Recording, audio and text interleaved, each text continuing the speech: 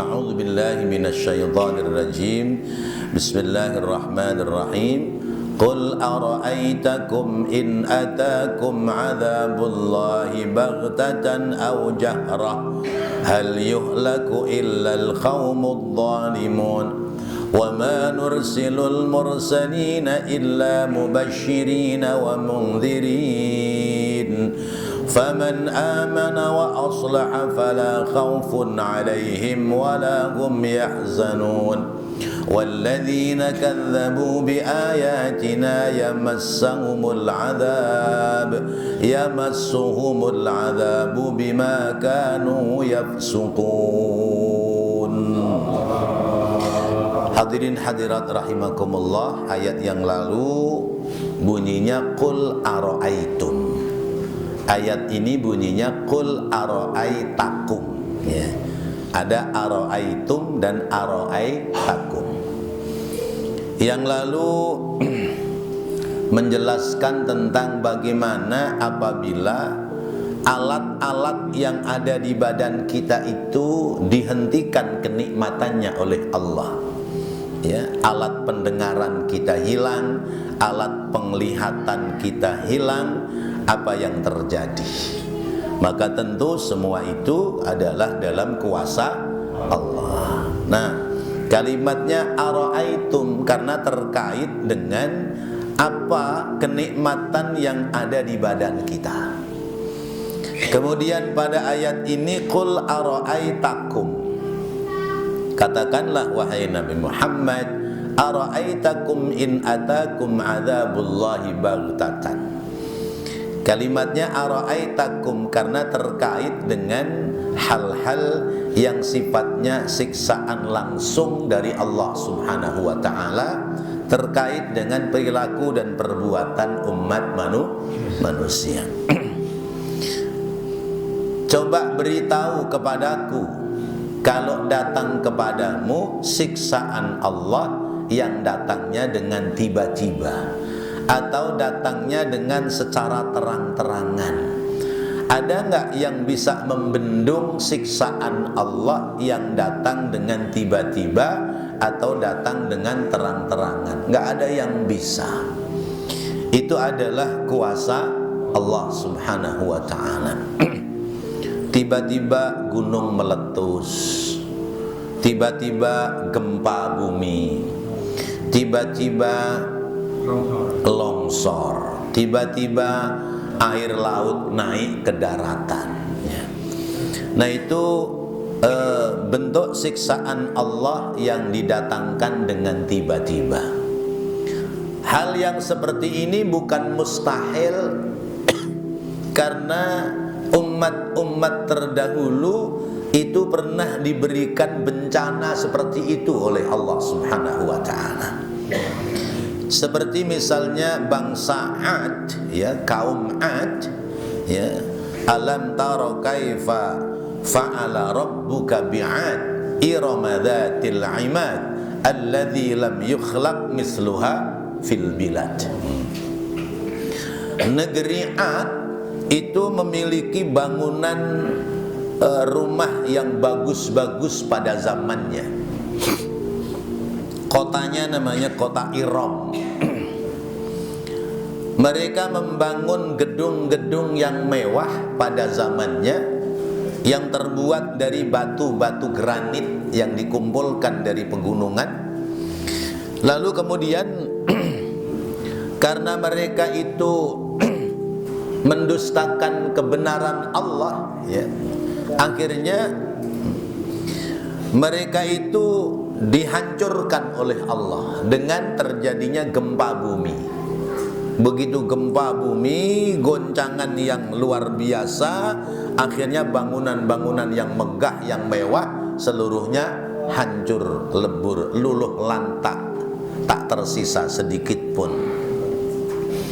Kemudian misalnya wa fir'auna dzil autad, Fir'aun yang memiliki kekuatan yang luar biasa, alladzina taghaw fil bilad, ya, Fir'aun yang dia membangun kekuatan negerinya dengan luar biasa, Kalau zaman sekarang negeri superpower, memiliki kekuatan yang luar biasa sampai membuat patung Sphinx, membuat piramida, membuat piramida itu karena Fir'aun penasaran dengan Tuhannya Nabi Musa.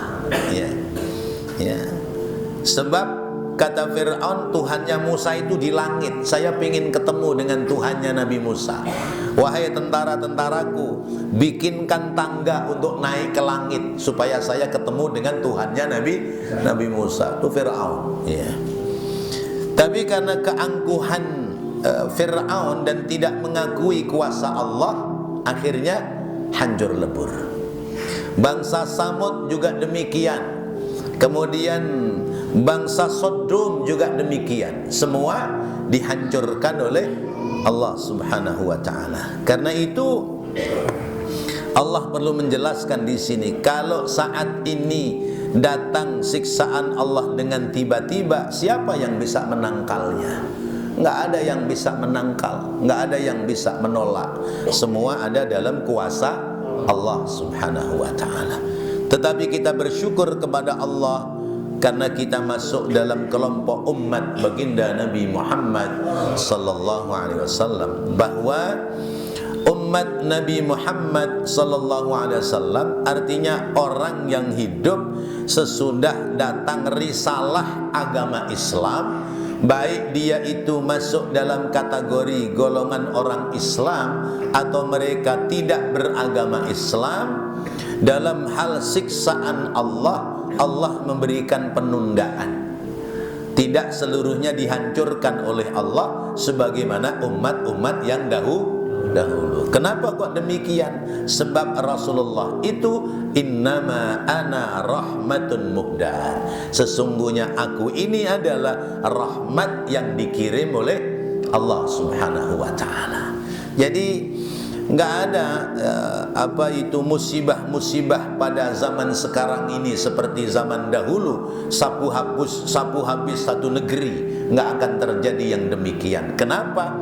Karena janji Allah, sesudah Allah mengirimkan rahmat lewat baginda Nabi Muhammad sallallahu alaihi wasallam, Allah tidak akan menurunkan bala dan menyapu habis seluruh umat manusia.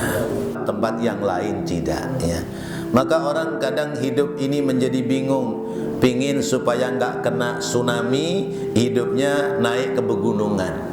Tapi ternyata di pegunungan bisa longsor. Oh, pingin nggak kena longsor, pingin nggak kena ombak tsunami, hidup di daratan yang datar aja. Kena juga gempa bumi. Ya memang semua kuasa Allah. Nah, itu semua terpulang kembali kepada perilaku dari makhluk manusianya. Bahwasanya Allah tidak akan mengadab, Allah tidak akan menyiksa umat ini, wa ma kana Allahu mu'adzibahum wa anta fihim. Kata Allah begitu. Allah tidak akan menyiksa mereka selama engkau wahai Nabi Muhammad berada di tengah-tengah mereka. Wa ma kana Allahu liyu'adzibahum wa hum yastaghfirun. Allah tidak akan menyiksa satu kaum selama di tengah-tengah kaum itu mereka masih banyak yang beristighfar kepada Allah Subhanahu wa taala. Di sini banyak enggak yang beristighfar?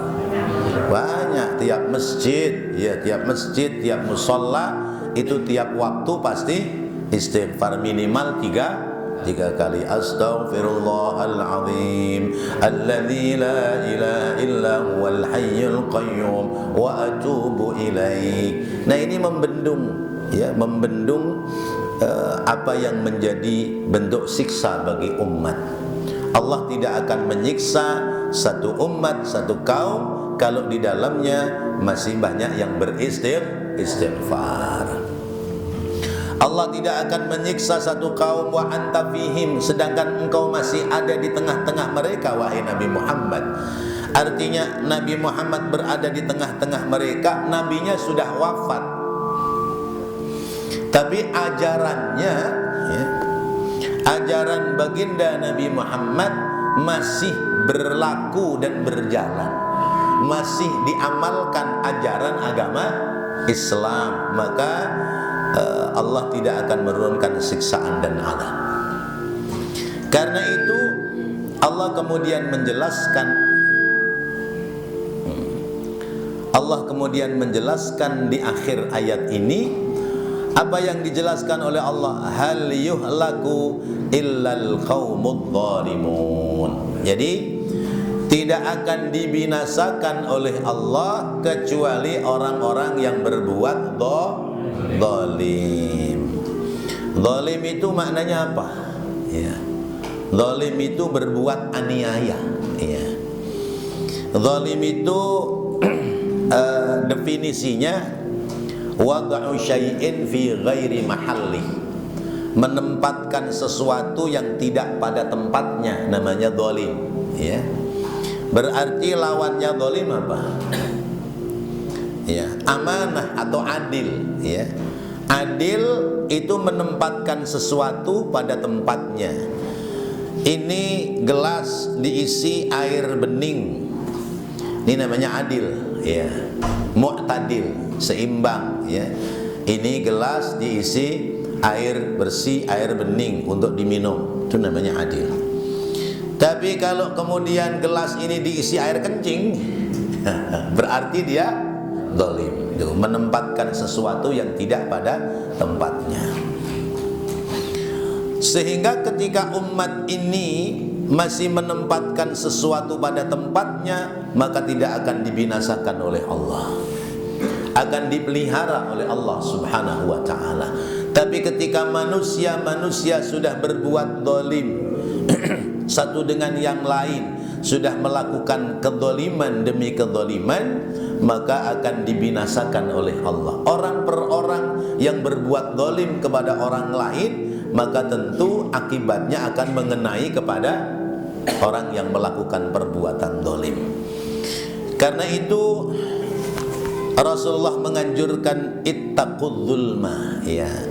Jagalah olehmu perbuatan zalim. Sebab doaul mazlumi mustajabah. Doanya orang yang dizalimi itu diijabah oleh Allah. Doanya orang yang teraniaya itu akan diterima oleh Allah Subhanahu wa ta'ala. Walau kana fasiqan, walau kana kafiran. Sekalipun yang dizalimi orang fasik, itu doanya diijabah oleh Allah. Sekalipun yang dizalimi oleh orang kafir, orang luar Islam misalnya, bukan orang Islam ini biarin dah, gue jitakin aja misalnya begitu, atau ya diperlakukan dengan tidak hormat misalnya. Sekalipun dia orang kafir, orang luar Islam, ketika dizalimi, doanya diijabah oleh Allah Subhanahu wa ta'ala. Jangan timbang doanya orang kafir, doanya setan aja masih diijabah sama Allah. Ya, ya. Setan kan doa juga. Ya. Rabbi andirni ila yaumi yub'atsun. Ya. Tuhan, ya, berikan tangguh kepadaku, jangan mati kecuali sampai nanti terjadi kiamat. Dipenuhi nggak doanya iblis tuh? Dipenuhi. Ya. Jadi setan iblis tuh nggak mati, ya, sampai hari kiamat. Jadi doaul mazlum mustajabah. Doanya orang yang dizalimi itu diijabah oleh Allah Subhanahu wa ta'ala. Karena itu hati-hati, jangan sampai kita melakukan perbuatan zalim, menyakiti orang lain, ya. Menyakiti orang lain, menganiaya terhadap orang lain, ya. Nah, itu namanya zalim, ya. Suami enggak boleh zalim sama istri, ya. Ya. Tugas suami mengambil anak orang dibawa pulang ke rumahnya itu supaya diperlakukan yang sebaik-baiknya.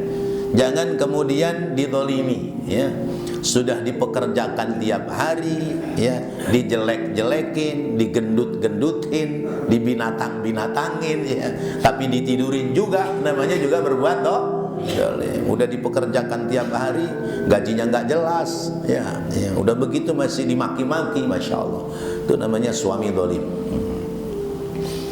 Jadi tidak akan dibinasakan oleh Allah kecuali orang-orang yang berbuat zalim. Nah, kalau kezalimannya itu sudah menyeluruh, nanti pembinasaannya Allah ya kepada semua yang berbuat zalim, ya. Adapun yang tidak berbuat zalim karena ada di pinggir-pinggir orang-orang yang zalim, apalagi kemudian tidak memberikan nasihat kepada orang yang berbuat zalim, nanti pasti akan kena bagiannya, akan kena bagiannya. Karena itu ya, kalau ada orang yang melakukan perbuatan aniaya, berbuat dosa, berbuat zalim, sepanjang kita mampu, kita wajib memberikan nasihat kepada mereka. Nah, ini melengkapi ayat yang sebelumnya. Kalau ayat sebelumnya, ya, kalau Allah mengunci mati hati kalian, man ilahun ghairullahi ya'tikum, Tuhan mana yang bisa mengembalikan hati itu menjadi hidup, menjadi subur, ya, tidak ada lain kecuali Allah Subhanahu wa taala. Pada ayat yang kedua ini, seandainya azab Allah itu datang tiba-tiba, siapa yang bisa menolak? Siapa yang bisa mengendalikan? Enggak ada. Tapi ingat, Allah akan menurunkan azab, ya, tidak akan menurunkan azab kecuali bagi orang-orang yang berbuat zalim. Karena itu, apabila kita melakukan hal-hal yang di situ mengandung unsur-unsur perbuatan zalim yang tanpa sengaja dan sebagainya, perbanyaklah kita berbuat istighfar, menyalahi kepada orang-orang sesama kita, ya minta maaf sebagaimana layaknya kita berbuat salah. Lalu kemudian diperintahkan untuk sering-sering bersedekah, ya, terutama sedekah sir, ya. Sedekah sir itu membendung kemurkaan Allah.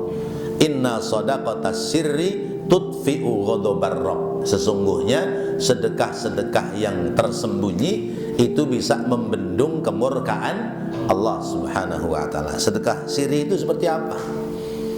Kita ngasih tapi yang dikasih nggak tahu. Itu namanya sedekah sirri, ya. Jadi datang ke pengajian, dihitung nih jamaah yang ngaji malam ini berapa nih? Oh, ada 40 orang, ya. Besok dia pergi ke pasar Tanah Abang, beli kain sarung 40 potong, berarti 2 kodi, ya, 2 kodi, ya, misalnya ini, misalnya, ya. Kalau ada beneran begitu ya alhamdulillah ya Pak Ketua, ya. Iya. Saya udah ngitung jamaahnya 40 orang. Saya beli 2 kodi. Udah begitu, sorenya dibawa ke rumah Pak Ketua. Pak Ketua, mohon tolong ini sarung bagikan ke jamaah yang kemarin malam minggu pada ngaji, ya. Ini ada 40 potong 2 kodi, pas jumlah orang yang pada ngaji. Sampaikan aja dari hamba Allah. Oh begitu Pak Haji, ya makasih. Dah. Malam minggu berikutnya, ya dibagikan deh tuh, ya. Yang malam ini nggak ngaji ya nggak kebagian, ya. Yang kebagian yang malam ini umpamanya, ya, umpama dibagi tuh, ya. Pak Ketua ngomong, bapak-bapak, nih ada rezeki dari hamba Allah, dibagi kain sarung satu-satu. Nah, yang dikasih tahu nggak? Nggak tahu dari siapa yang ngasih. Nggak tahu, hamba Allah, disembunyikan. Nah, ini namanya shadaqatus sir, ya, sedekah sir, ya, sedekah yang tersembunyi. Ini kain sarung kemahalan dah, ya. Kata Rasulullah begini, sedekahlah kamu, ya, asdiqu, ya, walau bisyiqqin minat tamr, ya. Sedekahlah kamu atau bendunglah, ya, ittaqun nara walau bisyiqqin minat tamr, ya. Bendunglah siksa api neraka sekalipun dengan separuh dari buah korma, ya. Makan korma 1 dibeset jadi 2, yang separuh dimakan sendiri, separuh buat orang lain. Niat sedekah buat bendung kemurkaan Allah supaya terbebas dari siksa api neraka. Tuh masih terhitung sedekah. Apalagi air gelas-gelas begini, ya, banyak, ya. Nah, itu bagian-bagian dari cara-cara kita membendung kemurkaan Allah Subhanahu wa taala. Karena kita tidak pernah tahu apa yang kita perbuat ini. Qul ara'aitakum in atakum adzabullahi baghtatan ay wa antum la tash'uruna hatta baghtakum wa faj'akum, ya, yaitu ketika kalian tidak menyadari bahwa siksaan Allah itu datang dengan tiba-tiba, mungkin waktu pagi, mungkin waktu siang orang sedang sibuk, atau sore hari atau tengah malam ketika orang sedang pada tidur terlelap, au jahratan zahiran ayanan, zahir nyata dan dalam kondisi sadar, ya, tiba-tiba tanah itu goncang rontok misalnya.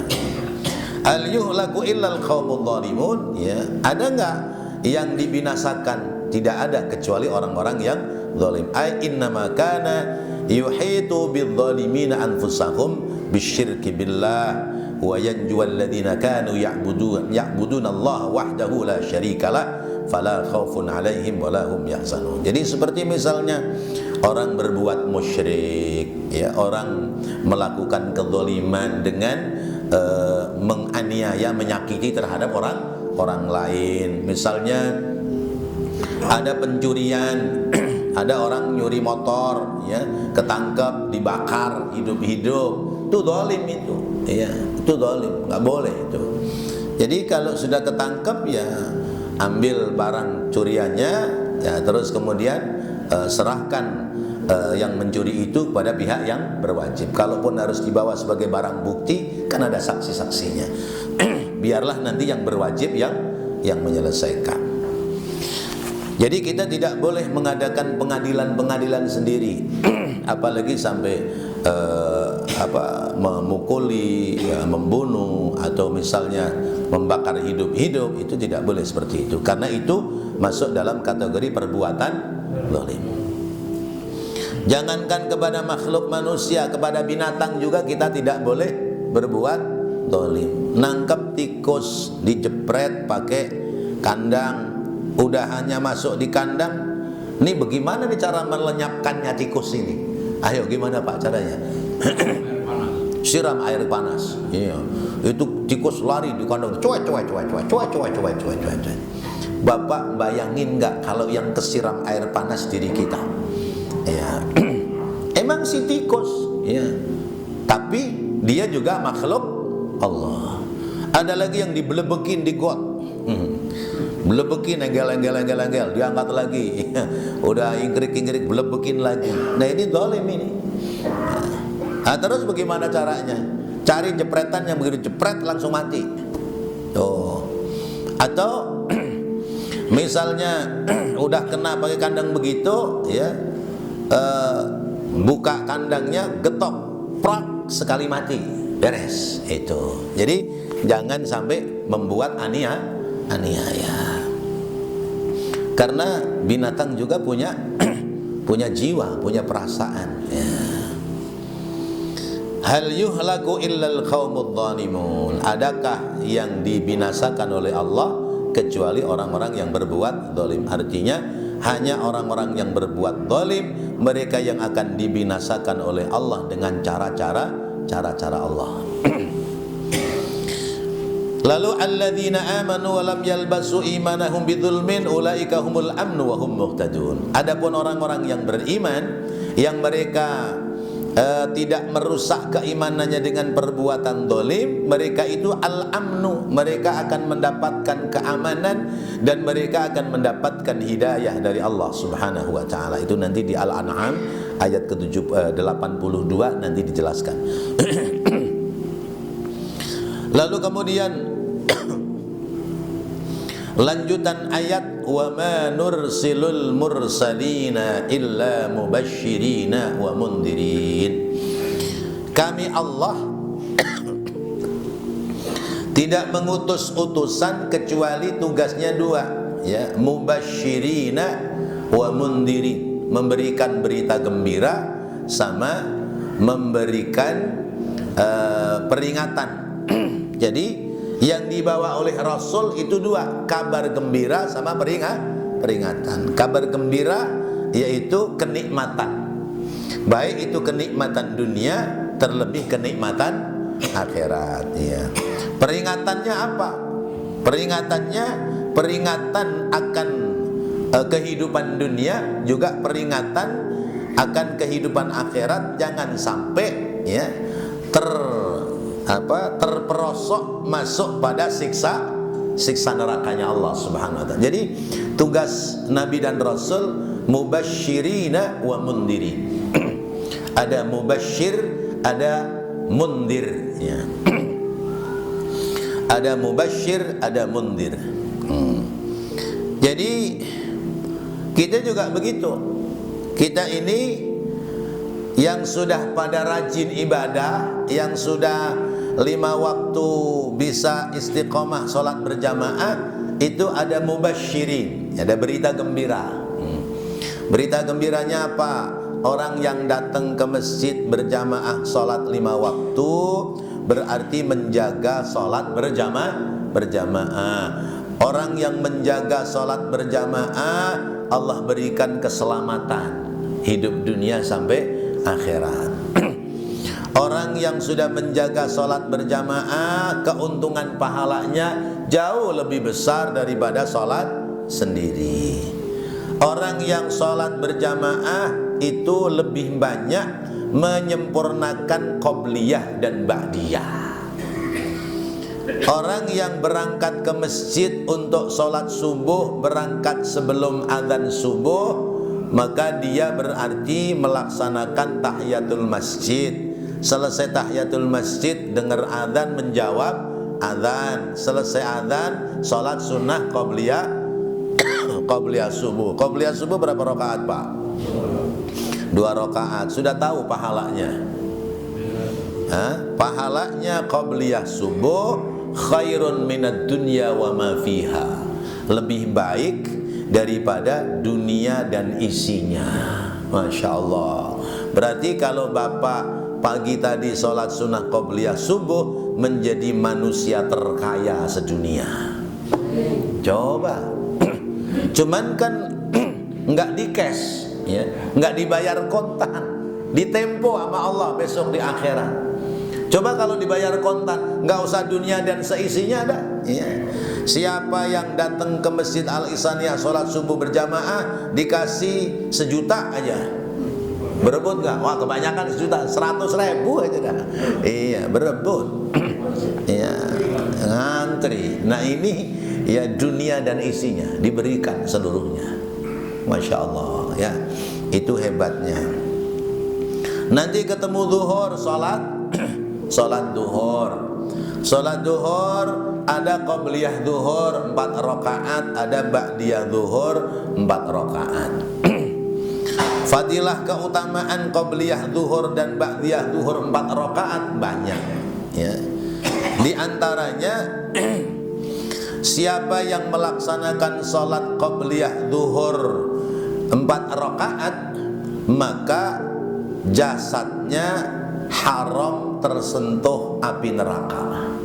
Coba ya, haram jasadnya tersentuh dari api neraka. Masya Allah, luar biasa. Berarti menghindari siksa api neraka, merutinkan qobliyah zuhur 4 rakaat, ba'diyah zuhur 4 rakaat. Masya Allah. Nah ini kan pemberian Allah yang istimewa, yang disiapkan, namanya mubasysyir, berita gembira.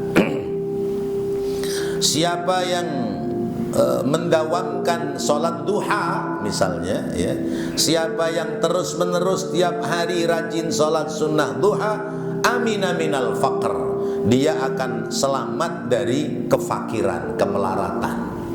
Siapa yang terus menerus tiap hari melaksanakan sholat sunnah duha minimal 2 rakaat, maka dia akan selamat dari sifat melarat, bukan hidup melarat ya.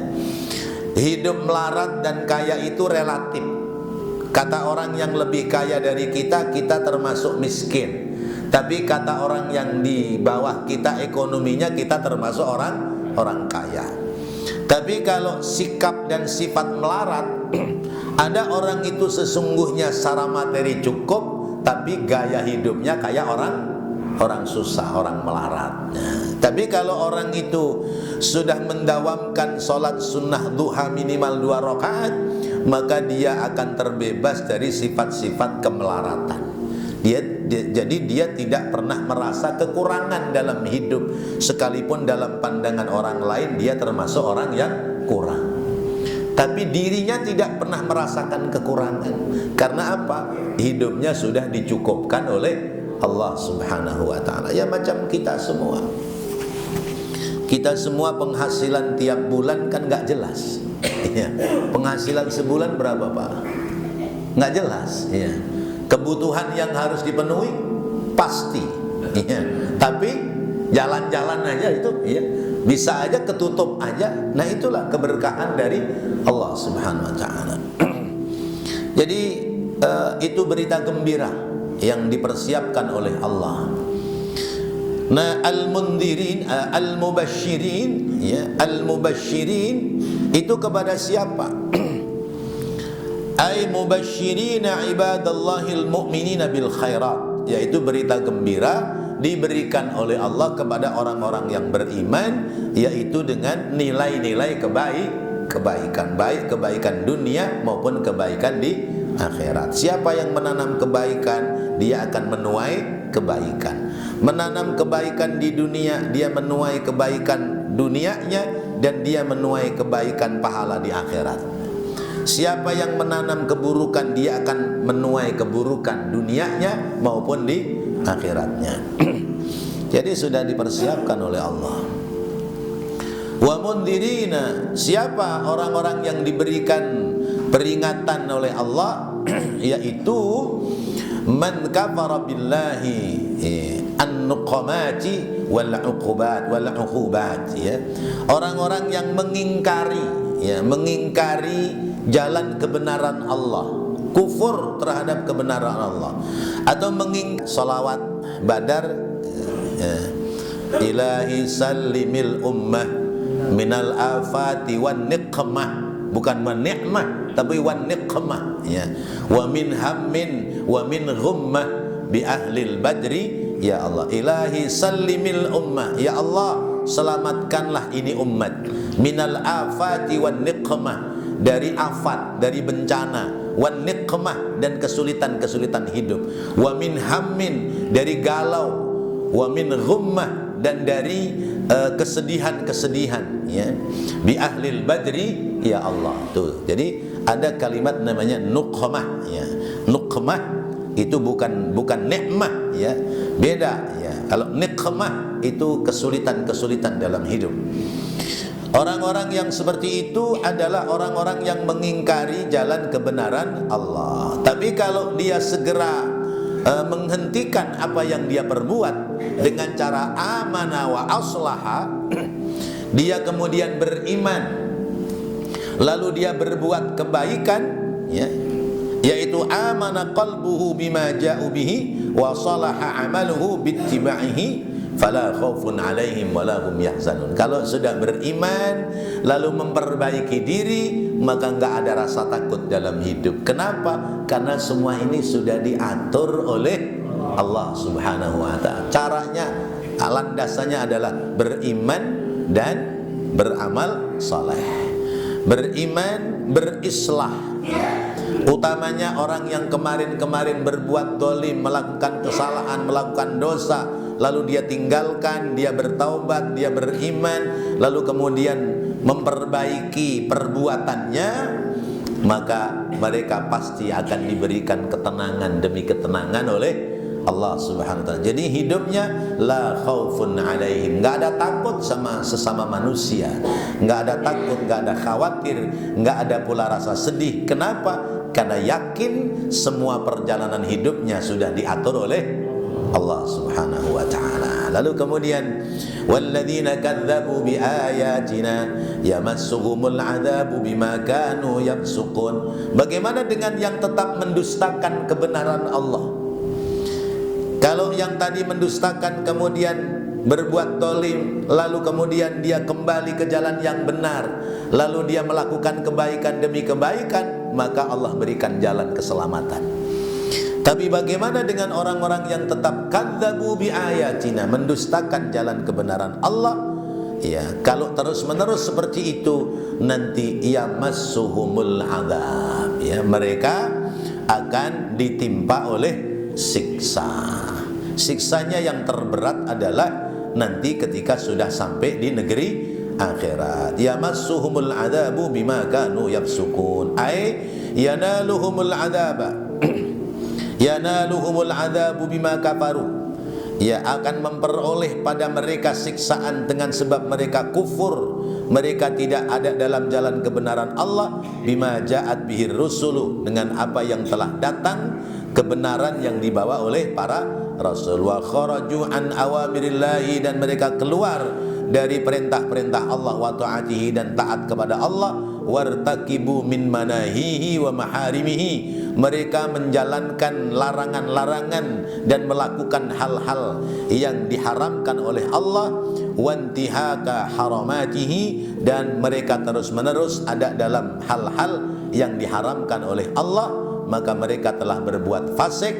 Nanti mereka akan mendapati siksaan yang pedih. Shadaqallahul azim. Oke. Sudah bang? Sudah masuk. Lewat. Baik, bapak-bapak, ibu, hadirin hadirat rahimakumullah. Ayat